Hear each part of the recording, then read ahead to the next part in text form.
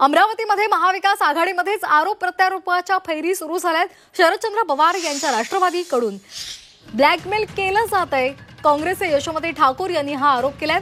सुनील वराडे यांनी 25 लाखांची मागणी केल्याचा आरोप सुद्धा यशोमती ठाकूर यांनी केलाय। व्यापारी असल्यामुळे ब्लॅकमेल करण्याचं काम करतात असा घणाघातही यशोमती ठाकूर यांनी केलाय। सुनील वराडे यांनी हे आरोप फेटाळून लावलेले आहेत। यशोमती ठाकूर यांनी सुनील वराडे यांच्यावर लावलेले आरोप हे त्यांनी फेटाळून लावलेले आहेत आणि हे आरोप बिनबुडाचे असल्याचं त्यांनी म्हटलंय। त्यांनी ब्लॅकमेल करण्याचा मला प्रयत्न केला आणि त्यांनी म्हटलं की तुम्ही 25 लाख रुपये द्या, मग आम्ही दवाखान्यामध्ये ॲडमिट होऊन जातो।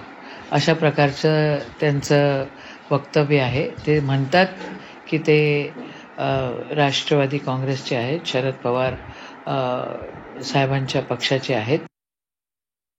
बाबासाहेब वराडेची 500 एकर जमीन असताना 50 एकरावर आलेला हा सुनील वराडे चॅलेंज करते, ज्यांनी आरोप केला असेल त्यांना, का तुमची ज्या दिवशी आमदार झाले त्या दिवशीची प्रॉपर्टी आणि माझी ज्या दिवशी मी सुरू झालो त्या दिवशीची प्रॉपर्टी हे मोजून घे जा, कोणाची वाळा हे पाहून घे जा। हे फार आत्म्यातून बोलून राहिलो, राजकारण म्हणून बोलून नाही राहिलो। जे जपलं आम्ही 25 वर्ष राजकारणात, त्याच्यावर जर मारा होत असेल आजच्या या नवीन पद्धतीचा, तर आमचा त्याला निषेध आहे।